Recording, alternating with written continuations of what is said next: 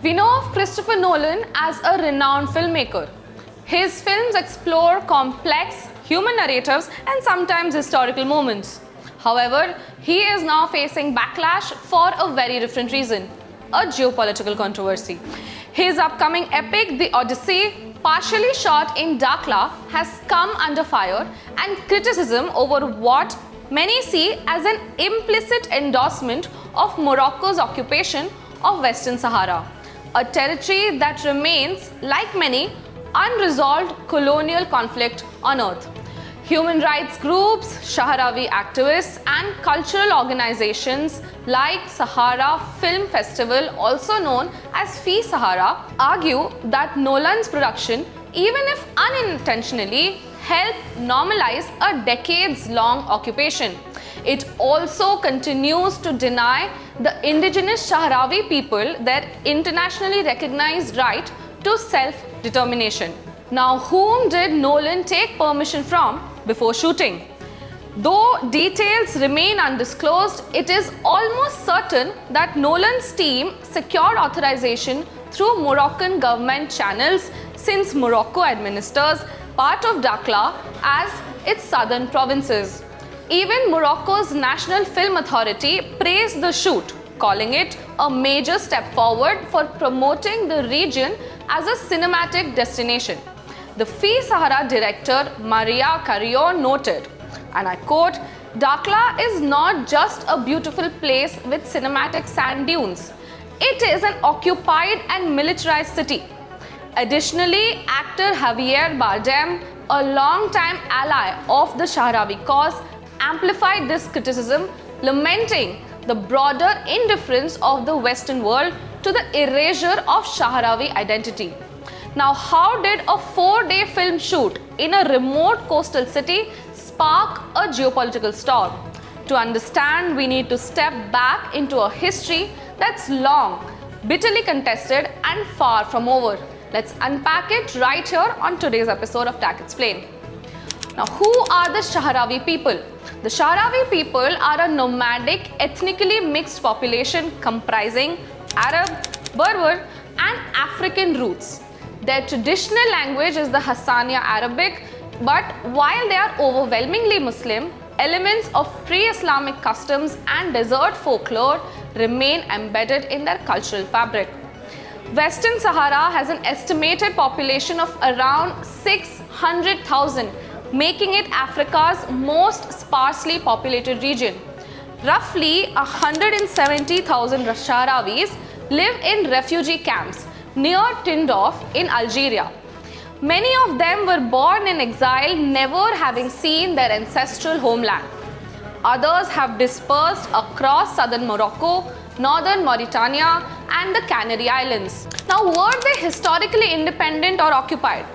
Long before European colonization, Shahrawi tribes roamed the deserts of what is now Western Sahara as sovereign nomads, practicing a form of decentralized governance that allowed for autonomy and mobility. But that changed in 1884 when Spain claimed the territory as Spanish Sahara. In 1973, amid Africa's decolonization wave, the Polisario Front emerged as a nationalist liberation movement, fighting for Shahrawi independence. Coming to 1974, Spain began preparing for a UN-mandated referendum. But Morocco challenged the process and took the case to the International Court of Justice. A year later, in 1975, the ICJ concluded that neither Morocco nor Mauritania held sovereignty over Western Sahara, though some tribal ties existed. Undeterred, King Hassan II launched the Green March, mobilizing 350,000 unarmed Moroccans to cross into the territory. Under pressure and domestic instability, Spain withdrew and signed the Madrid Accords, dividing this territory between Morocco and Mauritania. This ignores the ICJ's opinion and their referendum.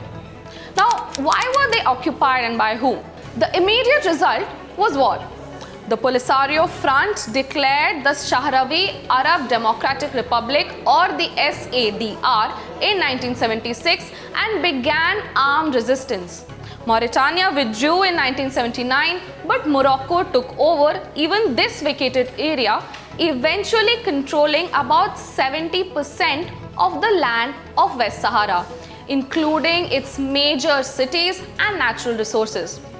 The conflict continued until a UN brokered ceasefire took place in 1991, which also established the United Nations mission for the referendum in Western Sahara or the MINURSO. A mission still in place today despite the referendum being indefinitely postponed due to the political deadlock. How is this region being administered? Under international law, Western Sahara is officially recognized by the United Nations as, I quote, a non-self-governing territory. The United Nations does not acknowledge Moroccan sovereignty. It continues to affirm the Shahrawi people's right to self-determination and considers the Polisario Front their legitimate representative. But the de facto reality stands where Morocco controls approximately 70% of this region, labeling it in its southern provinces, and has built extensive infrastructure, invested in economic development, particularly tourism and fishing. Now, a massive 2,700 kilometer sand wall, also called the Bur, which is a fortified and landmined area, separates the Moroccan-held territory from just the 30% controlled by the Polisario Front. The SADR operates as a government in exile headquartered in Tindouf in Algeria and is a member of the African Union. It has been recognized at different times by over 80 countries, though some have withdrawn their recognition since. Coming to global alliances, Morocco is backed by France, the US, Spain, and more recently Israel, nations that have either supported or recognized Morocco's autonomy proposal.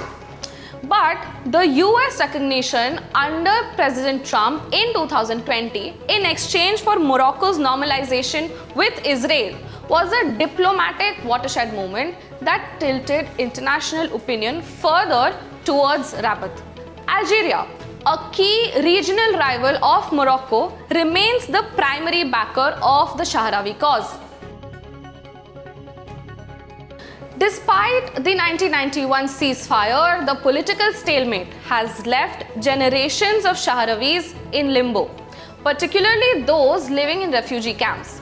Frustration has mounted, especially among the youth, many of whom see diplomacy as a failed strategy.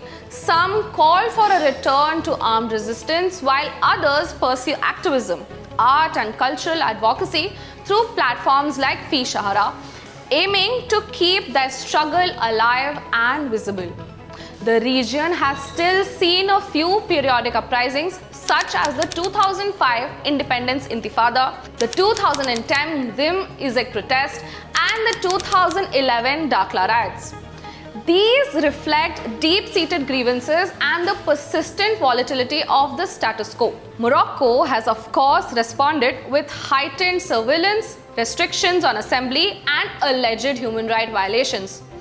Now, Nolan's decision to film in Dakhla inadvertently shines a cinematic spotlight on a region which the world has long chosen to overlook, even forgotten.